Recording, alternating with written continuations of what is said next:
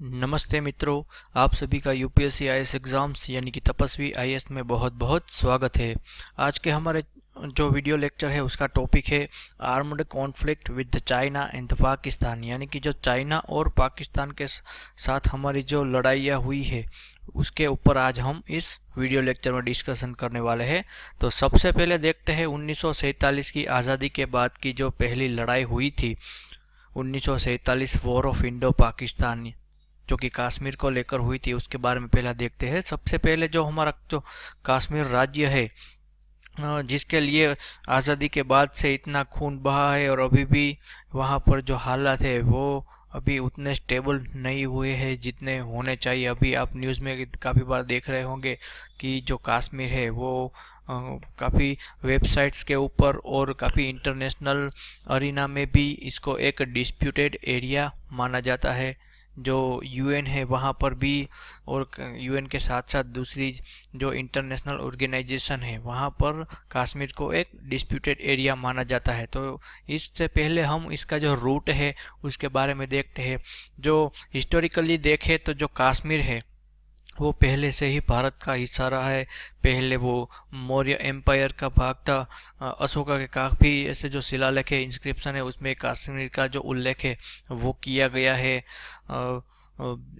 Maurya empire के बाद जो कनिष्क का जो कुषाण एम्पायर था, वो जो पूरा का पूरा जो कश्मीर है वो भी इसके अंडर ही आता था। और जो कश्मीर का जो फेमस राजा था कुषाण एम्पायर के बाद, ललितादित्य मुक्तपीड़, जो कि करकोटा डायनेस्टी से बिलोंग करता था। उसके बाद 5 से 14 सेंचुरी तक जो कश्मीर है वो वेरियस हिंदू डायनेस्टी के अंडर रहा है। उसके बाद 14 सेंचुरी और 16 सेंचुरी के जो जो पीरियड है उसमें वेरियस ट्राइब्स के जो राजा है वह रूल करते रहे। उसमें अफगान्स भी शामिल है, मुगल्स भी शामिल है। तो कश्मीर को एक 14 से 16 सेंचुरी में सल्तनत के रूप में एक जो सुल्तान थे वो वहाँ पर राज करते थे। उसके बाद जो कश्मीर है वो मुगल एम्पायर का एक पार्ट बन गया। मुगल एम्पायर के वीक होते ही जो अफगान्स ने कश्मीर के ऊपर कब्जा कर लिया। और जब महाराजा रंजीत सिंह का जो साम्राज्य बढ़ रहा था तब उन्होंने तब जो कश्मीर है वो पूरा का पूरा जो कश्मीर जो सिख साम्राज्य है उसका हिस्सा बन गया। और इसमें जो बहुत बड़ा जो रोल किसने प्ले किया तो वो है डोगरा राजवंश के पहले जो महाराजा थे गुलाब सिंह डोगरा, और उनके जो सेनापति है जोरावर सिंह कलहुरिया। इन दोनों ने ही ये जो पूरा का पूरा कश्मीर है उसको एकजुट करने में, पूरा का पूरा जो अभी का जो हम कश्मीर देखते हैं जो पूरा का पूरा उसको एकजुट करने में काफ़ी बड़ा एक जो रोल कहे तो रोल प्ले किया है महाराजा गुलाब सिंह डोगरा। वो कश्मीर के पहले जो राजा है वो माने जाते हैं।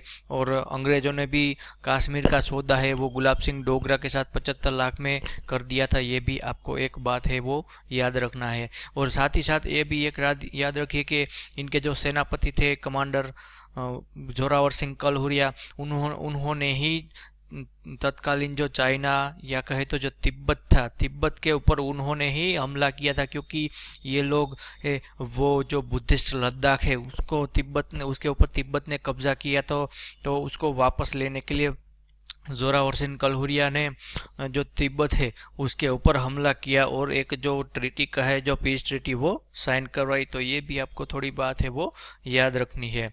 अब आते हैं पार्टीशन के बारे में। जब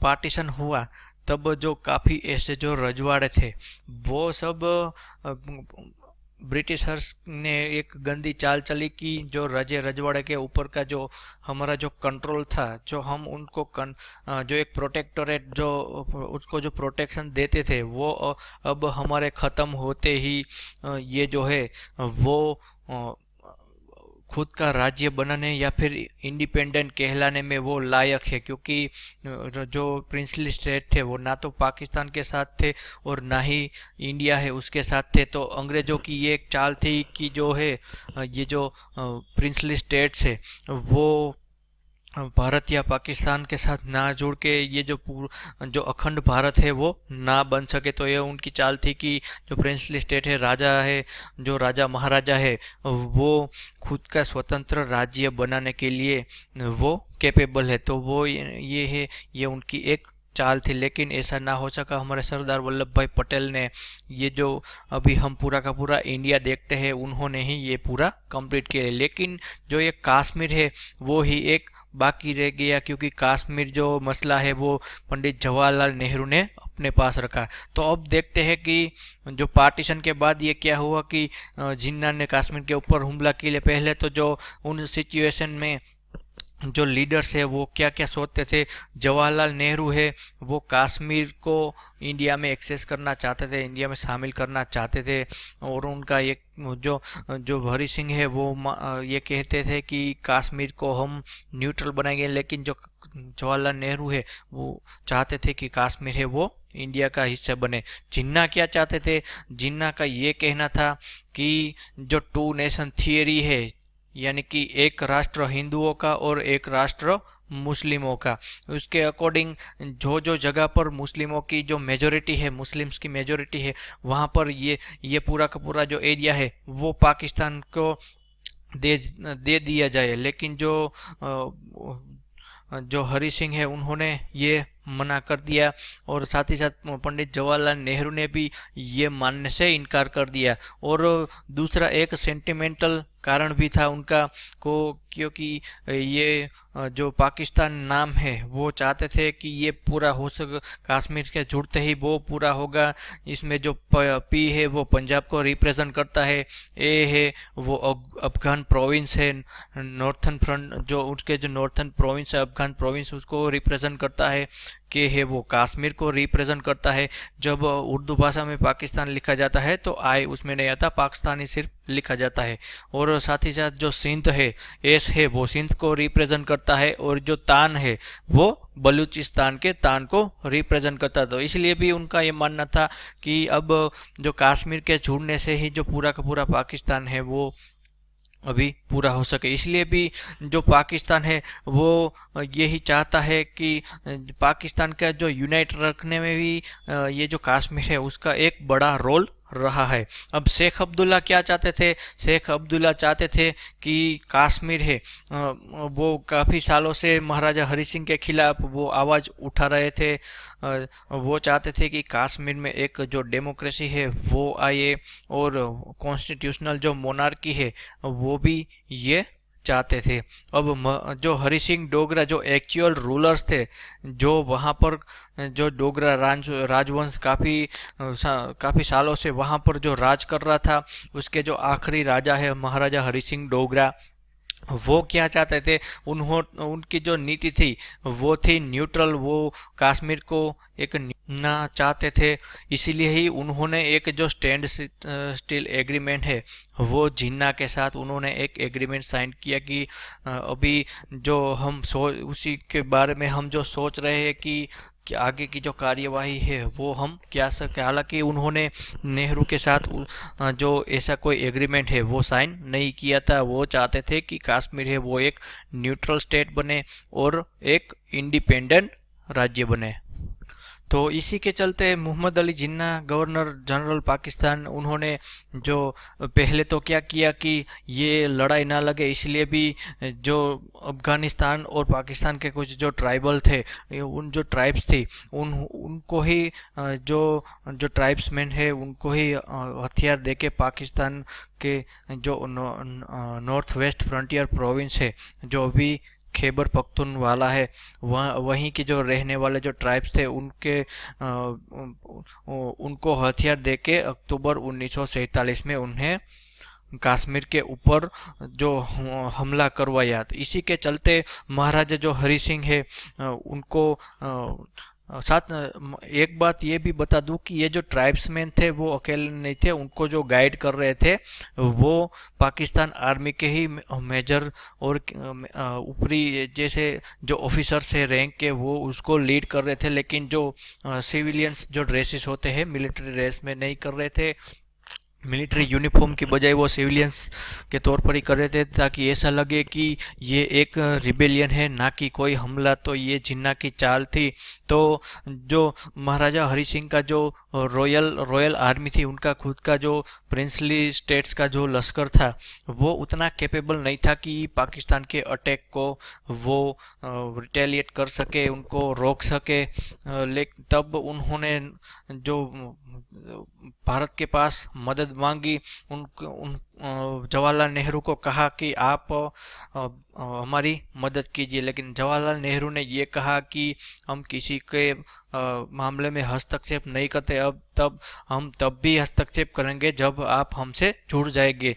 तो तब महाराजा हरि सिंह डोगरा ने जो जम्मू और कश्मीर है, उनको 26 अक्टूबर 1947 को जो एक इंस्ट्रूमेंट ऑफ एक्सेशन साइन किया। इससे हमारा जो ये जो जम्मू और कश्मीर है, वो हमारा एक राज्य बन गया, और भारतीय सेना ने जम्मू और कश्मीर में एक्शन लेना शुरू कर दिया।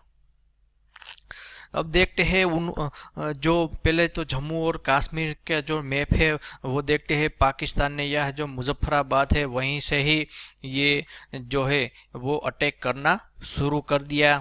और एक तो वक्त ये भी आया कि जो ये श्रीनगर है, वहाँ पर श्रीनगर से कुछ ही घंटे की दूरी पर ही ये लोग आ गए थे। लेकिन तब महाराजा जो हरि सिंह है, उन्होंने इंस्ट्रूमेंट ऑफ एक्सेशन साइन कर दिया। इसी के चलते भारतीय सेना है वो है भारतीय सेना ने उनको रोके रखा और वापस भेजने लगी। और अभी का जो हम ये एरिया देखते हैं, जिसे हम लाइन ऑफ कंट्रोल कहते हैं, सीज फायर लाइन है, वहाँ तक जो ये जो ट्राइब्समैन थे, ट्राइबल आर्मी थी, और जो साथ ही साथ पाकिस्तान आर्मी ने भी जो हमला कर दिया था, वहाँ तक उनको जो हमारी भारतीय सेना है उन्होंने वहाँ तक उनको खदेड़ दिया था।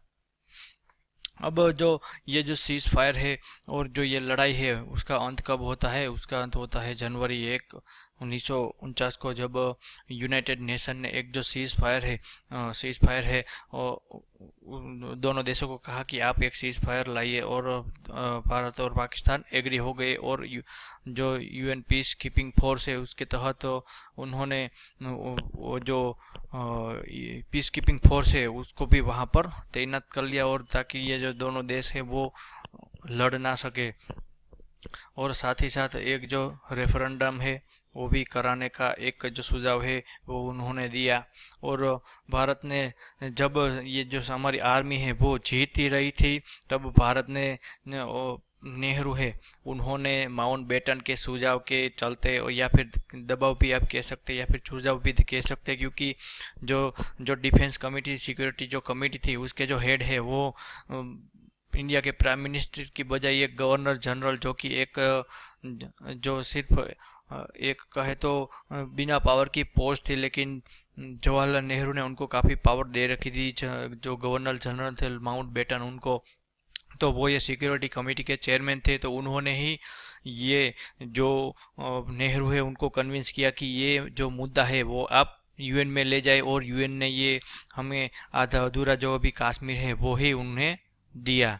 और वहीं पर भी हमारे साथ जो ब्रिटिशर है उन्होंने पाकिस्तान को फुली सपोर्ट किया, खुले में आकर जो है उन्होंने वहाँ पर सपोर्ट किया। और साथ ही साथ एक ये जो रिजोल्यूशन 47 है वो भी यूएन द्वारा एक पास कराया गया, जिसके तहत जो ये आर्मी है दोनों की वापस बुला ली जाए, और एक जो प्लेबिसिट है उसका एक जो जनमत संग्रह है उसको जनमत संग्रह भी कराया जाए। और जो सीज फायर लाइन थी, सीज फायर लाइन ही बाद में जो शिमला एग्रीमेंट हुए वहीं पर ये जो है वो माफ़ कीजिएगा, जो ये सीज फायर लाइन है उसको बाद में जो लाइन ऑफ कंट्रोल है उसके तौर पर दोनों देशों ने एग्री कर लिया। तो इस जो लड़ाई हुई थी इसमें काफ़ी ऐसी जो बहादुरी के कारनामे भी हुए थे।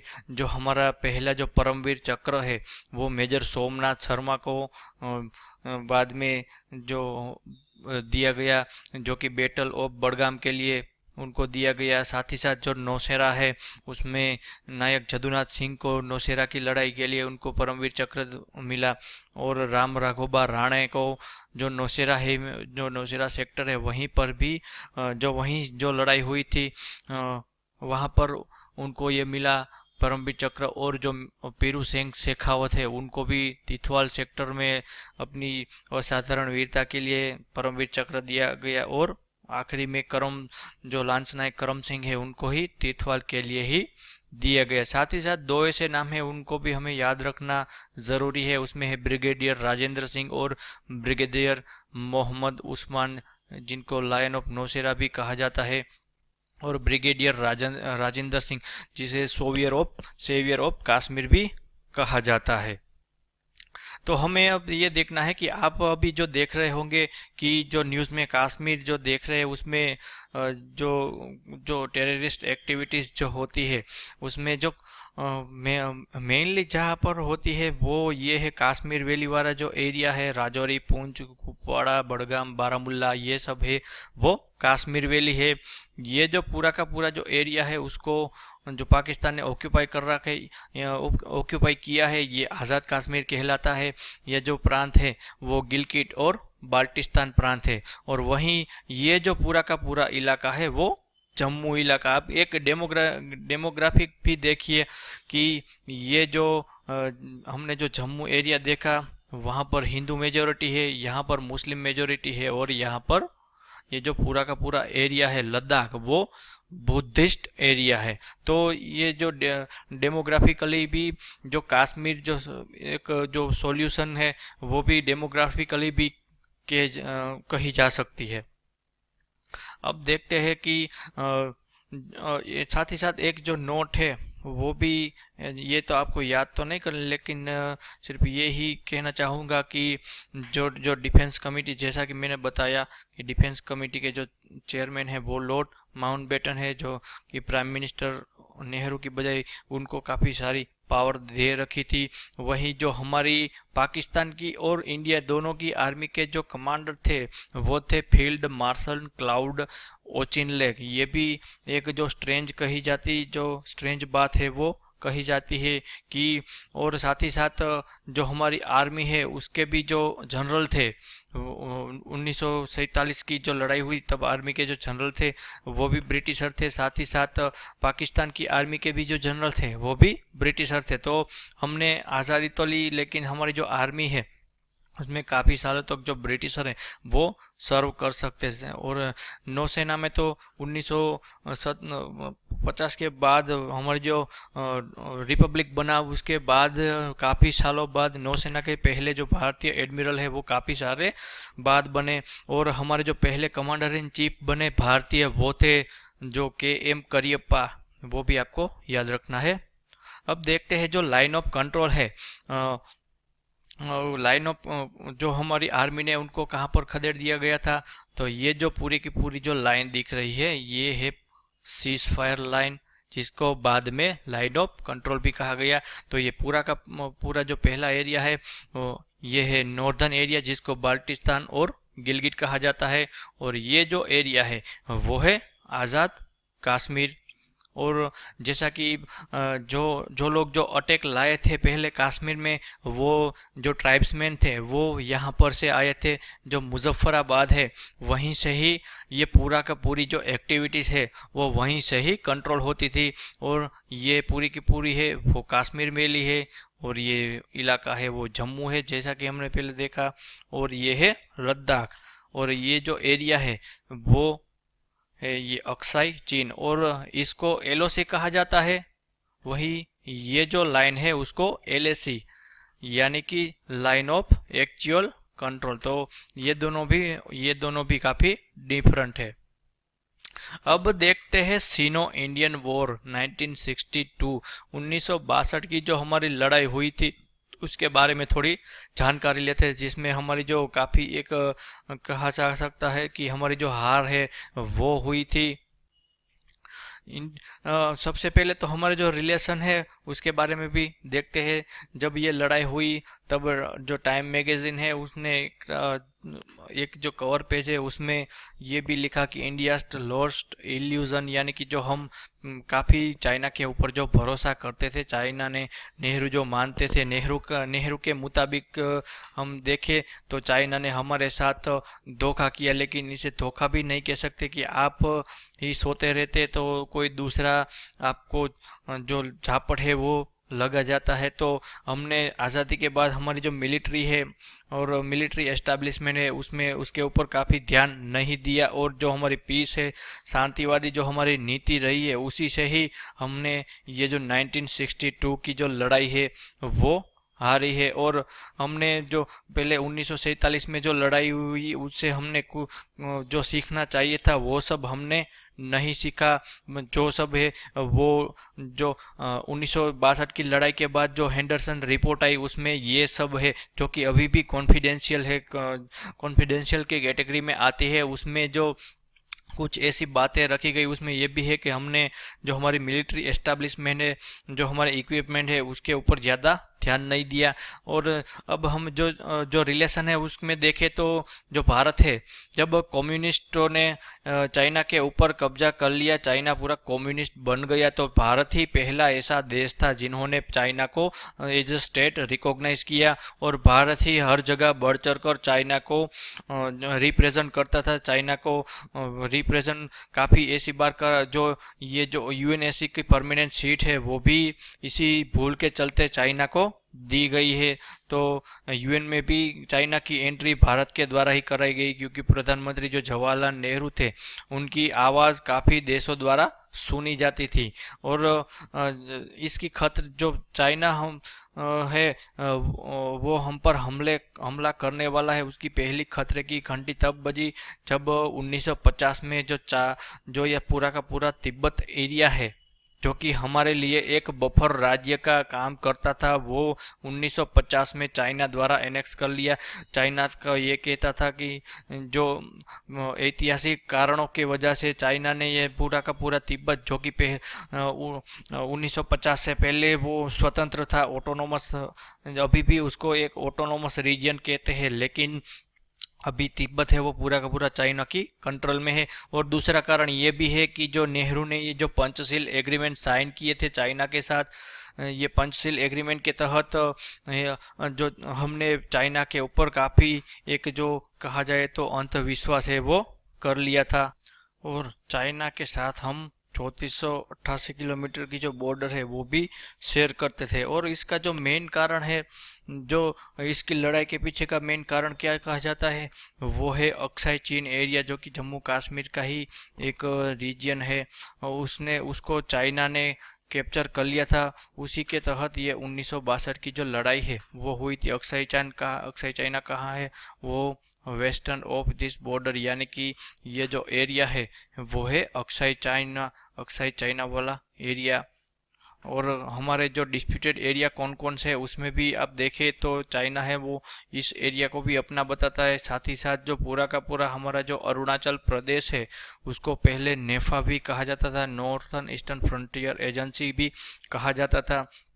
और इसके पीछे जो मेन कारण था वो था ये मैकमहन लाइन, ये भी आपको याद रखना है। और जो जो जॉनसन्स लाइन है, जो कि 1865 में जो प्रपोज की गई, जो तय की गई थी, उसके मुताबिक ये जो अक्साई चाइना है वो जम्मू और कश्मीर के अंदर आता है। वही जो ये जो मैकडोनाल्ड लाइन है उसके तहत ये जो कि 1893 में तय की गई, इसके मुताबिक ये जो अक्साई चाइना का जो एरिया है वो चाइना के अंडर आता है। वहीं से ही ये जो पूरा का पूरा जो मसला है वो वहीं से ही शुरू होता है। एक कहता है कि ये जो अक्साई चीन है वो भारत का है, तो दूसरी कहता है कि ये जो एरिया है वो चाइना का है। तो इसी के चलते चाइना भी ये मानता है कि ये जो अरुणाचल प्रदेश है वो तिब्बत का ही एक सदर्न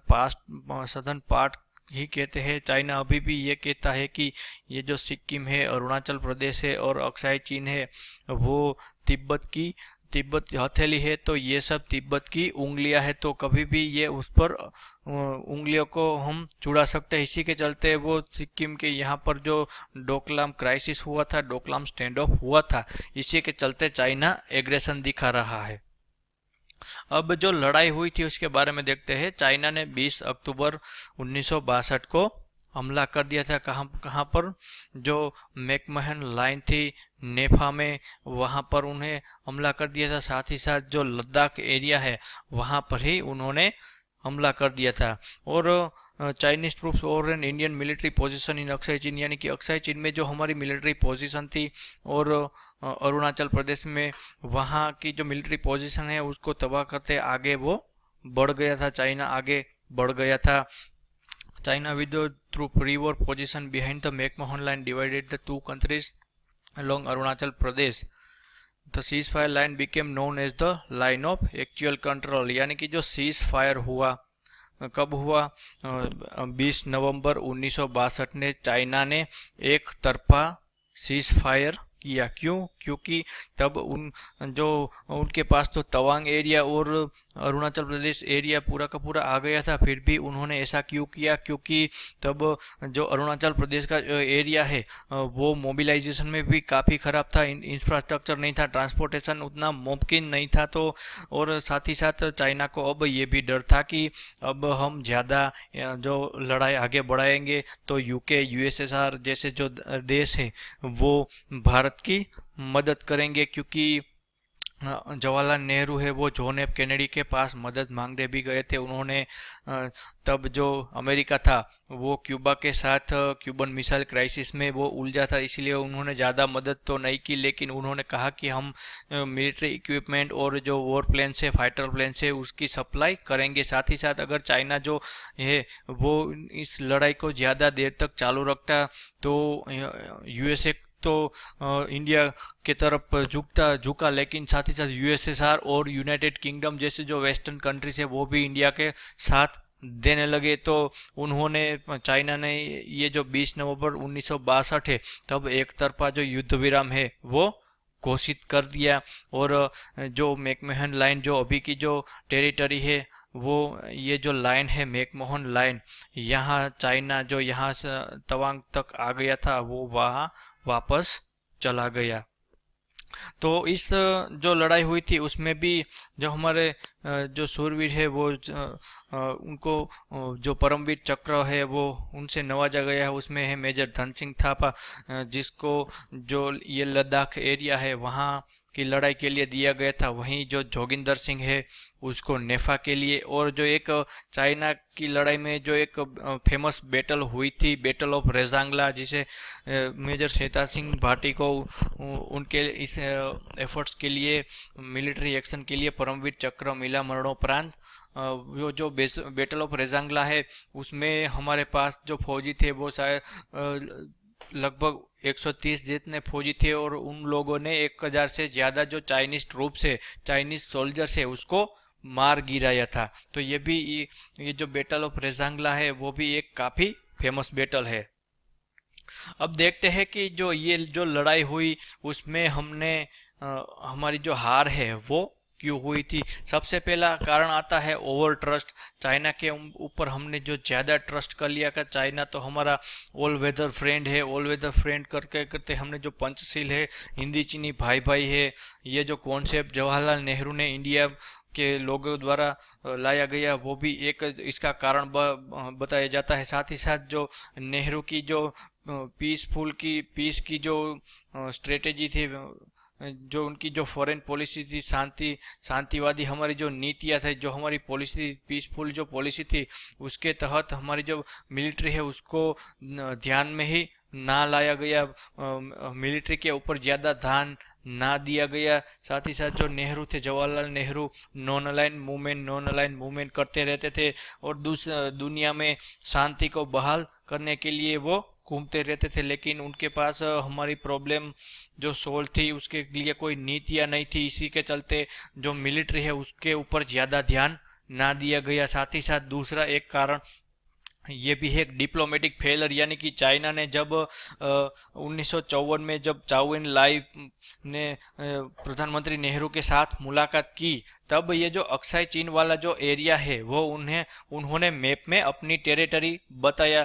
तब नेहरू ने उस पर जो सवाल उठाया तो उन्होंने ये कहा कि ये तो एक गलती से ही मुद्रित हो गया है, गलती से ही इसको छापा गया है। लेकिन नेहरू है वो ये समझ ना सके। साथ ही साथ जो हमारी मिलिट्री इंटेलिजेंस है, आईबी है, इंटेलिजेंस ब्यूरो है, वो भी थोड़ी नाकाम रही है, क्योंकि जो उनके नियामक थे भोलानाथ मलिक, तब जो आईबी है उसमें जो आईबी की सिचुएशन है वो इतनी अच्छी नहीं थी। हमारी जो फॉरवर्ड पोस्ट थी वहाँ फॉरवर्ड पोस्ट है, जो मिलिट्री जो इनपुट्स आते थे वो भी अच्छी तरह यूटिलाइज ना किए गए। कुछ ऐसी जो सिचुएशन बनाई गई ताकि हम हार सके। डिप्लोमेटिक फेलर के साथ साथ दूसरी जो नीति है फॉरवर्ड पॉलिसी, यानी कि जो इंडिया ने चाइना की जो बॉर्डर है वहाँ पर हमने जो फॉरवर्ड जो पोस्ट बनानी शुरू कर दी थी। हमने काफ़ी ऐसी जो डिस्प्यूटेड जगह थी वहाँ पर हमने चाइना ने जब ये अक्साई चीन से रास्ता बनाया तब इंडिया ने ही इसको काउंटर करने के लिए काफ़ी ऐसी जगह पर डिस्प्यूटेड एरिया था वहाँ पर फॉरवर्ड पोस्ट बनाई। लेकिन हमारी जो डिफेंस मिनिस्ट्री है और उन्होंने जो फॉरवर्ड पोस्ट है वहाँ पर ना तो कोई अच्छी तरह से सप्लाई की गई फूड इक्विपमेंट, आर्म, एम्यूनिशन, उसकी जो अच्छी तरह से ही सप्लाई ना हो सकी, ये भी एक कारण माना जाता है। दूसरा है no use of air force and navy. Nehru को ये लगता था कि अगर हम एयरफोर्स और नेवी का इस्तेमाल करेंगे तो ये जो लड़ाई है वो बहुत ज़्यादा छिड़ सकते हैं। कोई भी देश हो वो जब उसकी क्रिटिकल कंडीशन आती है तो वो हर रिसोर्सेज का इस्तेमाल अपने सर्वाइव के लिए करता है। लेकिन जो एयरफोर्स और नेवी का काम क्या है, देश की सुरक्षा करना। लेकिन आप उनको ये टास्क दोगे ही नहीं तो क्या होगा। तो नेहरू को ये डर बेवजह था, क्योंकि चाइनीज़ आर्मी और चाइनीज़ जो एयरफोर्स थी वो हमारी तुलना में ख़राब तो नहीं कह सकते, लेकिन हमारे इक्विवेलेंट ही थी। और साथ ही साथ जो हमारी आर्मी का जो इक्विपमेंट, आपने काफ़ी बार पढ़ा ही होगा, देखा ही होगा कि जो एयरफोर्स है और नेवी है उनका इस्तेमाल किस लिए करते हैं कि ब्लॉकेट्स के लिए करते हैं। एयरफोर्स का इस्तेमाल हम करते तो काफ़ी अच्छा होता, लेकिन हमने ऐसा नहीं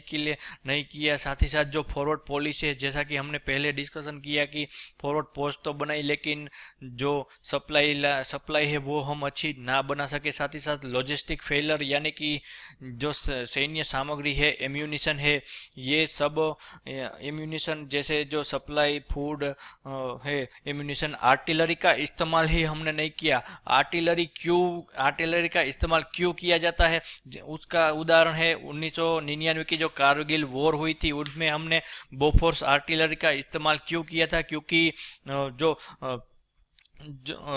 ऊंचाई के ऊपर जो दुश्मन बैठा होता है उसको तबाह करने के लिए। और नेफा और लद्दाख का जो फ्रंट है वो माउंटेन वॉरफेयर ही, जो दोनों फ्रंट में माउंटेन्स ज़्यादा है, इसलिए ये लड़ाई माउंटेन वॉरफेयर ही थी। तो जो आर्टिलरी है उसका भी इस्तेमाल ऐसा ना किया गया। साथ ही साथ हमारे जो इक्विपमेंट थे, जैसा कि बाद में रिपोर्ट्स में सामने आया कि जो इक्विपमेंट्स थे इंडियन आर्मी को, जो हमारे फौजियों को जो इक्विपमेंट्स दिए गए थे वो भी एडिक्वेट नहीं थे। जो लड़ाई हुई थी, लड़ाई में जो ऊंचाई के ऊपर जो एरिया होता है उसके लिए हमें काफ़ी अच्छे गर्म कपड़े भी हमारे फौजियों को नहीं प्रोवाइड किए गए थे। अच्छे शूज़ की बजाय जो टेनिस शूज़ है उसी से ही उनको काम चलाना पड़ता था। वही काफ़ी ऐसे फौजी है उनको एम्यूनिशन का राशन भी काफ़ी कम दिया जाता था। एक मशीन गन की तुलना में सिर्फ 50 बुलेट्स ही काफ़ी ऐसी रिपोर्ट्स में काफ़ी बार पढ़ा गया है कि किसी जगह पर तो फौजियों को एक मशीन गन की तुलना में 85 बुलेट दी जाती थी, क्योंकि हमारे पास उतना एम्यूनिशन ही नहीं था। साथ ही साथ एक कारण यह भी है कि जो पॉलिटिकल लीडरशिप थे वो भी काफ़ी वीक थी। पॉलिटिकल लीडरशिप के साथ साथ जो मिलिट्री लीडरशिप है उसमें भी जो जनरल कोल है, जो कि नेहरू के रिश्तेदार थे, उनको ही जनरल नेहरू ने फ्रंट का जो इंचार्ज है वो ही बनाया था। तो ना तो डिफेंस मिनिस्ट्री और जो आर्मी थी उनके बीच कोई तालमेल था। जो डिफेंस मिनिस्टर थे वी.के. कृष्ण मेनन, उनका सोवियत के प्रति लगाव तो दुनिया में काफ़ी फेमस था। वो चाइना और जो ये सोवियत यूनियन है उनकी जो आइडियोलॉजी है उनकी काफ़ी सराहना करते थे, कम्युनिस्ट आइडियोलॉजी। तो ये भी एक कारण माना जाता है। पॉलिटिकल लीडरशिप उसमें जवाहरलाल नेहरू की जो लीडरशिप है वो भी काफ़ी थोड़ी वीक भी आप कह सकते हैं। तो इस लड़ाई का एक जो सामने आया, जो इम्पैक्ट सामने हम आया, उसमें यह भी है कि जो जवाहरलाल नेहरू की जो इमेज थी वर्ल्ड लीडर की, उसमें भी एक डार्क स्पॉट हो गया कि आप जब अपने डोमेस्टिक जो अपने घरेलू जो मसले हैं वो भी आप सुलझा नहीं सकते, तो आप वर्ल्ड पीस की बात कैसे कर सकते हो। तो ये भी एक कारण है कि जो पॉलिटिकल लीडरशिप है वो भी इसका एक कारण माना जाता है। अब देखते हैं 1965 की जो लड़ाई हुई उसके बारे में थोड़ी जानकारी लेते हैं। उसका जो बैकग्राउंड है, सबसे पहले उसमें तो ये आता है कि तब जो पाकिस्तान की जो लीडरशिप है वो चेंज हो गई थी। पहले जो नेहरू, माफ़ कीजिएगा, जो जिन्ना है, जिन्ना के बाद लियाकत अली, इस्कंदर मिर्ज़ा, ये सब बने प्राइम मिनिस्टर, थोड़े थोड़े वक्त के लिए बने। लेकिन उसके बाद जो अयूब खान है, जो कि पाकिस्तान आर्मी के चीफ थे, उन्होंने तख्ता पलट कर दिया और इसी के चलते वो वहाँ के president, self proclaim field marshal थे ये, उन्होंने तख्ता पलट करके वहाँ के प्रेसिडेंट बने। और वो ये चाहते थे कि वो भी जो मोहम्मद अली जिन्ना है, जिनको कायदे आज़म कहा जाता था पाकिस्तान में, उन्हीं की तरह वो कुछ बड़ा काम कर दिखाए। तो बड़ा काम यही था कि वो कश्मीर को पाकिस्तान में शामिल कर ले।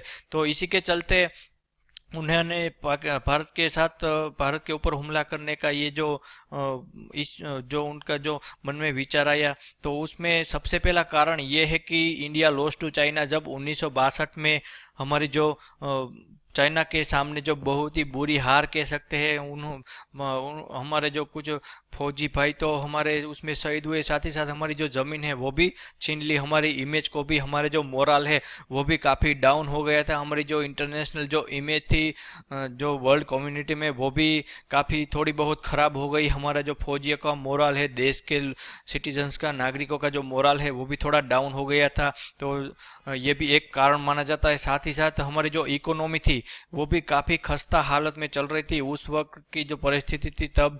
साथ ही साथ जो पॉलिटिकल लीडरशिप है, जवाहरलाल नेहरू की मृत्यु के बाद हमारे जो हमारी जो पॉलिटिक्स है उसमें काफ़ी एक बुरा दौर चल रहा था कि जवाहरलाल नेहरू की जो इमेज थी, करिश्मा था, उसमें उसके बाद दूसरा कौन, तो कांग्रेस में ही जो मोरारजी देसाई है और जो दूसरे लीडर्स है वो प्राइम मिनिस्टर बनने की लॉबिंग कर रहे थे, लेकिन ऐसा ना हुआ और जो लाल बहादुर शास्त्री है वो प्रधानमंत्री बने। साथ ही साथ कश्मीर इश्यू, कश्मीर भी एक इश्यू है कि हमारी जो 1965 की लड़ाई है उसमें कश्मीर में भी एक जो बड़ा रोल प्ले किया है।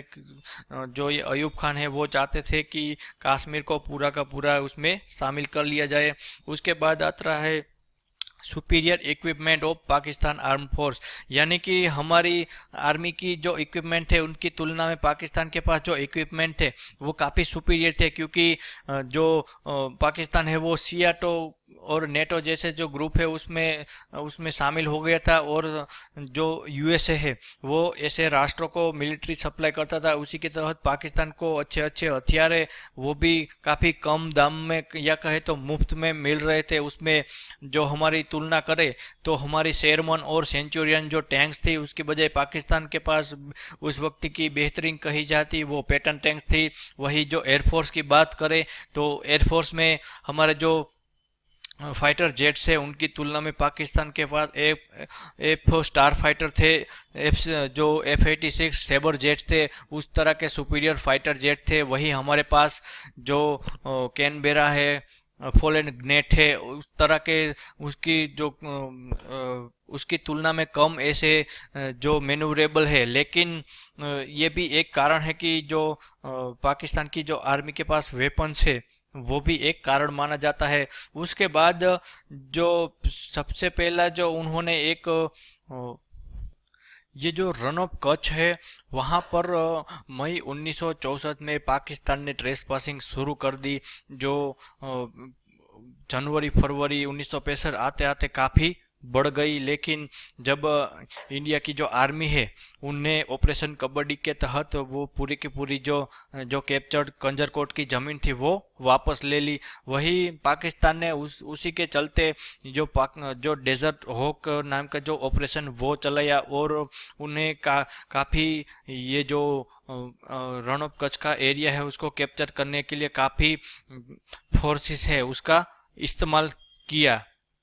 उसी के बाद ये जो ब्रिटिश प्राइम मिनिस्टर है उन्होंने इस मसले को ज़्यादा ना बढ़े इसलिए मीडिएटर का रोल किया, और इंडिया और पाकिस्तान को एक आर्बिट्रेट करने के लिए उनको मनाया। उन्होंने आर्बिट्रेट करने को कहा, और इसी से ही पाकिस्तान को ये लगा कि इंडिया है वो थोड़ा इंडिया की जो लीडरशिप है, जो शास्त्री जी की जो लीडरशिप है वो थोड़ी लो है, तो हम ये जो कश्मीर है वो मिला सकते हैं। और जब ये मध्यस्थता हुई तो पाकिस्तान को काफ़ी ज़मीन ज़्यादा मिल गई, तो पाकिस्तान को ये भी लगने लगा कि अब हमें जो ये जो छोटी सी झड़प है उसको थोड़ा उसका जो रूप है वो बढ़ाना चाहिए, थोड़ी बड़े रूप में उस भारत के ऊपर हमला करना चाहिए, क्योंकि जो वहाँ की जो लीडरशिप है उसको कभी भी आप मध्यस्थता उसके साथ कर सकते हैं, तो ये भी एक कारण माना जाता है।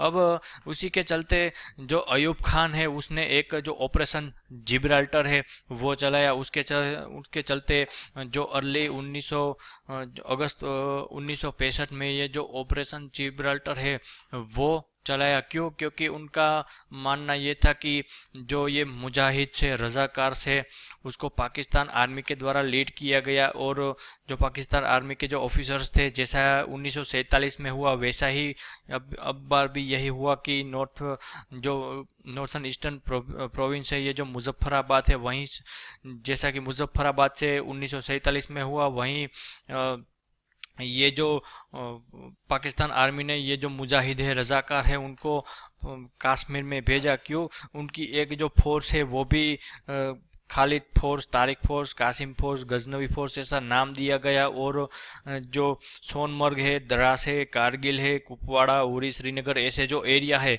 वहाँ पर उन्होंने वहाँ पर भेजा। क्योंकि उनका पहला काम ये था जो स्ट्रेटेजिक पॉइंट्स होते हैं जैसे कि ब्रिजेस होते हैं, जो पासिस होते हैं, जो दो माउंटेन्स के बीच जो मोबिलाइजेशन के लायक जो पास होते हैं वो ब्रिजेस होते हैं, वो रेडियो स्टेशन ऐसे जो स्ट्रेटेजिक पॉइंट्स होते हैं उसके ऊपर कब्जा करना, ताकि भारतीय जो सेना है वो जवाबी कार्रवाई करे, जवाबी हमला करे, तो उनके लिए काफ़ी मुश्किल हो जाए। दूसरा ये कि कश्मीर में वो अनरेस्ट शुरू करना चाहते थे लेकिन ऐसा ना हो सका। कश्मीरी पीपल जो सिविलियंस थे, पब्लिक्स थी, उन्होंने पाकिस्तान का साथ देने से साफ इनकार कर दिया, तो ये भी एक कारण है।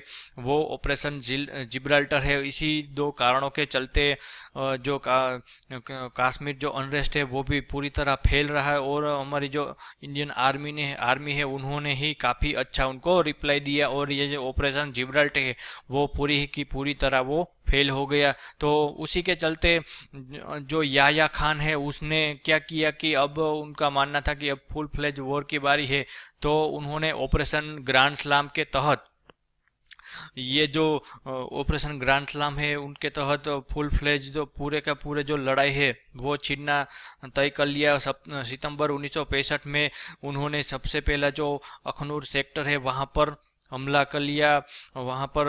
अपनी जो इन जो आर्मी है वहाँ पर उन्होंने डिप्लॉय की, और साथ ही साथ पाकिस्तान की जो एयरफोर्स है उसने भी ये जो हमारे जो एयर बेस है, एयर स्टेशन है, जैसे कि पठानकोट है, जामनगर है, ऐसे जो एयर बेस है वहाँ पर उन्होंने स्ट्राइक करना शुरू कर दिया। तो और इसी के चलते जो लड़ाई है वो पूरी की पूरी तरह वो छिड़ गई। शुरुआती दौर में तो जो पाकिस्तान आर्मी है उसका जो जो कैपेबिलिटी है वो, जैसा कि हमने पहले देखा कि अच्छी थी, उनके जो इक्विपमेंट थे वो इंडिया से सुपीरियर थे, लेकिन उनकी स्ट्रेटेजी थी उतनी अच्छी नहीं थी। तो सबसे पहले जो वो अखनूर और ऐसे जो छाम्ब है, ये जो सेक्टर है वहाँ पर पाकिस्तान की जो मोस्ट जो फोर्सेस थी वो यहाँ पर फोकस करती थी। तो इंडिया ने ही उनको पूरी की पूरी तरह रिटेलिएट जो लाल बहादुर शास्त्री थे उन्होंने फोर्स को पूरे के पूरे खुले हाथ दे दिए कि आप कुछ भी करो, लेकिन इसका जवाब दो। तो इंडिया ने क्या किया कि उसको एक जो नया फ्रंट है पंजाब वहाँ पर खोला, ताकि जो पाकिस्तान आर्मी है वो जो ज़्यादातर यहाँ पर फोकस करिए, कुछ आर्मी यहाँ से आ जाए, हम ये जो मोबिलाइजेशन है वो यहाँ पर कुछ मोबिलाइजेशन कर सके। तो इसी के चलने भारत ने क्या किया कि ये जो दूसरा जो फ्रंट है वो भी खोल लिया। अब देखते हैं ये जो बैटल ऑफ असल उत्तर क्या है। जब पाकिस्तान आर्मी ने हमला किया तो खेमकरण, जो कि भारत की सीमा के 5 किलोमीटर अंदर एक जो गांव है खेमकरण, वहां पर पाकिस्तान आर्मी ने कब्जा कर लिया था। लेकिन उसके जवाबी कार्यवाही में जो लड़ाई, फेमस लड़ाई हुई, उसको कहते हैं बैटल ऑफ असल उत्तर, जो कि एक काफ़ी फेमस टैंक बैटल थी। द्वितीय विश्व युद्ध के बाद जो सबसे ज़्यादा जो टैंक्स का इस्तेमाल हुआ है तो वो 1965 की लड़ाई में ही हुआ है। और उसके बाद क्या हुआ कि सोवियत और यूएसए के जो प्रेशर है उसकी वजह से दोनों के दोनों जो देश है उनके ऊपर दोनों ने प्रेशर बनाया कि आप जो सीज फायर है वो करें। और सीज फायर का जो अनाउंसमेंट है वो कब किया गया?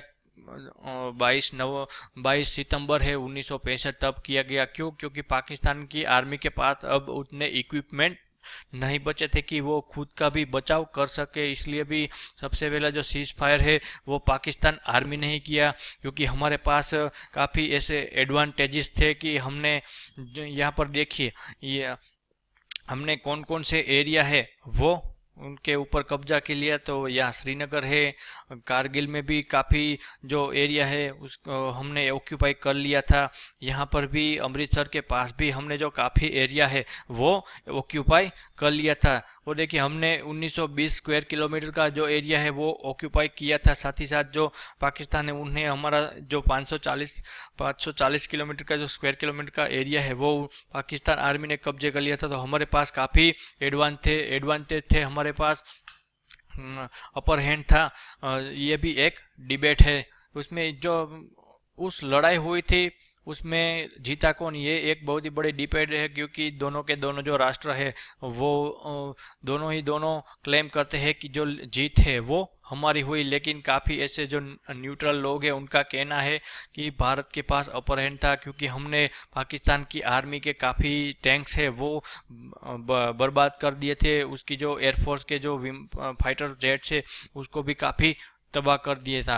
तो हमारी जो स्ट्रेटेजिक विक्ट्री है वो भी इस जो 1965 की जो लड़ाई है उसमें हमारी जो स्ट्रेटेजिक विक्ट्री है वो भी मानी जाती थी। क्यों? क्योंकि उसका जो मेन एम्बिशन था कश्मीर को पाकिस्तान के साथ एनेक्स करना, तो वो तो पूरी की पूरी तरह वो उनका जो सपना है वो डिस्ट्रॉय हो गया। तो उसके बाद जो दोनों के दोनों जो देश है वो ताशकंद डिक्लेरेशन के ताशकंद एक एग्रीमेंट साइन हुआ कब हुआ? 10 जनवरी 1966 को। कब, कहाँ पर? ताशकंद, जो कि उज़्बेकिस्तान, प्रेजेंट डे उज़्बेकिस्तान है वो तब सोवियत यूनियन का एक पार्ट था। वहाँ का जो सिटी है ताशकंद, वहाँ पर एक जो डिक्लेरेशन है वो हुआ। उसके तहत जो काफ़ी ऐसे जो स्ट्रेटेजिक पॉइंट्स है उसके तहत जो शास्त्री जी थे वो राजी हो गए कि हम जो पाकिस्तान की जो हमने ज़मीन ली है वो हम उनको वापस दे देंगे। साथ ही साथ काफ़ी ये जो स्ट्रेटेजिक सबसे बड़ी जो गलती जो मानी जाती है वो है जो हाजी पीर पास है उसको पाकिस्तान को दे देना, क्योंकि जो ये हाजी पीर पास ही है वो पुंछ और उरी सेक्टर है और कश्मीर है उनको कनेक्ट करता था। तो हाजीपीर पास है वो काफ़ी देना हमें भारत के लिए काफ़ी महंगा पड़ा। और साथ ही साथ जो दोनों देशों की जो आर्मी है वो एग्रीमेंट के तहत जो सीज फायर लाइन थी वहाँ पर वापस आ जाएगी और दोनों ने जो भी जमीन कब्जाई है वो दोनों एक दूसरे देश को वापस दे देंगे। इस लड़ाई में भी काफ़ी जो हमारे जो फौजी है वो काफ़ी बहादुरी के साथ लड़े। उसमें फेमस है अब्दुल हमीद, ग्रेनेडियर अब्दुल हमीद, जो कि बैटल ऑफ असर उत्तर में उन्होंने पाकिस्तानी काफ़ी टैंक से उनको बर्बाद कर दिया था। साथ ही साथ दूसरे थे अर्दासिर तारापोरे जिसको बैटल ऑफ चाविन के लिए इन दोनों को मरणोपरांत जो परमवीर चक्र है उनसे उनको नवाजा गया है। तो ये था मेरा पूरा का पूरा जो वीडियो था। उसमें हमने 1947, 1962 और 1965 में जो हमने पाकिस्तान और चाइना के साथ जो लड़ाई की उसके बारे में था। और दूसरे जो पार्ट आएगा उसमें हम डिस्कस करेंगे कि हमने जो सियाचिन कॉन्फ्लिक्ट और जो 1971 की लड़ाई हुई वो, और जो 1999 की जो कारगिल की लड़ाई हुई उसके बारे में हम अगले वीडियो में डिस्कस करने वाले हैं। तो आशा करता हूँ कि आपको ये जो पूरा का पूरा वीडियो है वो अच्छा लगा होगा।